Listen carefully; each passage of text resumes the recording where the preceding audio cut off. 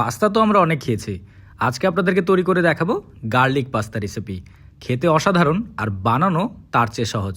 তো দেরি না করে চলুন আপনাদেরকে এই অসাধারণ রেসিপিটি শিখিয়ে দিচ্ছি। প্রথমেই আমরা একটি পাত্রে নিয়ে নিব গরম পানি। এরপর এর উপরে দিয়ে দিব আমরা পাস্তা। এরপর দিয়ে দিব সামান্য তেল। এরপর দিয়ে দিব পরিমাণ মতো লবণ। তারপর এই সবগুলোকে একসাথে ভালোভাবে আমরা মিক্স করে নিব। এরপর আমরা কিছুক্ষণ এই পাস্তাকে সেদ্ধ করে নিব। এই পাস্তাগুলো সুন্দর করে সেদ্ধ হতে 10 থেকে 12 মিনিটের মতো সময় লাগবে। এরপর আমরা এই পাস্তাগুলোকে পানি থেকে আলাদা করে নিয়ে নিব। দেখতেই পাচ্ছেন সুন্দর সেদ্ধ হয়ে গেছে। এখন এই পাস্তাগুলোকে একপাশে রেখে দিয়ে আমরা একটি ফ্রাই প্যান নিয়ে নিব। ফ্রাই প্যানে দিয়ে দিব আমরা সামান্য বাটার। এরপর এই বাটার গলে গেলে এর উপর আমরা দিয়ে দিব রসুন কুচি করে কাটা।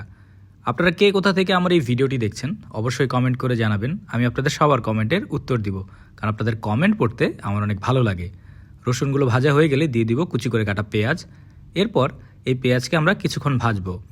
2 মিনিটের মতো পেঁয়াজটা ভাজলে সুন্দর লাল লাল হয়ে যাবে। আমাদের পেঁয়াজগুলো ভাজা হয়ে গেলে এর উপরে আমরা দিয়ে দিব 2টি ডিম। 2টি ডিম আমরা এর উপরে দিয়ে সুন্দর করে ভেজে নিব। চামচের সাহায্যে আমরা ডিমগুলোকে একদম ঝুরঝুরে করে ভেজে নিব, যেটিকে আমরা স্ক্র্যাম্বল বলে থাকি। এই পাস্তা রেসিপিটি ডিনারের জন্য একদম পারফেক্ট একটি রেসিপি। আপনি যদি আপনার প্রিয়জনকে রাতে একটি ইউনিক খাবার রেসিপি সার্ভ করতে চান তাহলে এই পাস্তা রেসিপিটি পারফেক্ট। আমাদের ডিম ঝুরঝুরা হয়ে গেছে। এখন এর উপরে আমি দিয়ে দিব সামান্য টমেটো সস। টমেটো সস দিলে এর ফ্লেভারটা অন্যরকম ভালো লাগে। সয়া সস দিয়ে দিব। এরপর দিয়ে দিব সামান্য দুধ। তারপর দিয়ে দিব সামান্য অরেগানো আর গোলমরিচের গুঁড়ো। এরপর আবার এই সবগুলোকে একসাথে আমরা ভালোভাবে মিক্স করে নিব। আমরা আরও কিছুক্ষণ রান্না করব 2 থেকে 3 মিনিটের মতো। এর ভিতরেই আমাদের এই ডিমের মিশ্রণটি তৈরি হয়ে যাবে। এরপর আমরা এর উপরে দিয়ে দিব আমাদের সেদ্ধ করে রাখা পাস্তাগুলো। এরপর এর উপরে আমি দিয়ে দিব সামান্য চিলি ফ্লেক্স। এরপর এগুলোকে একসাথে মিক্স করে আমি আরও কিছুক্ষণ রান্না করব। আস্তে আস্তে করে অল্প আগুনে আমরা 2 থেকে 3 মিনিটের মতো একে রান্না করব। এরপরই আমাদের পাস্তা তৈরি হয়ে যাবে। পাস্তা তৈরি হয়ে গেলে এর উপরে আমরা দিয়ে দেব সামান্য ধনিয়া পাতা। এরপর ভালোভাবে মিক্স করে নিব, কারণ ধনিয়া পাতা আমরা সবসময় সব খাবারের সাথেই খেয়ে থাকি।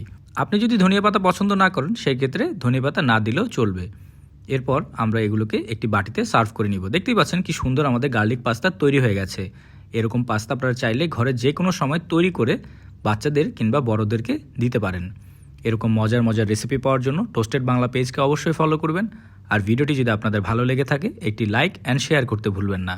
সবাই ভালো থাকবেন, সুস্থ থাকবেন আর মজাদার খাবার ঘরে তৈরি করে খাবেন।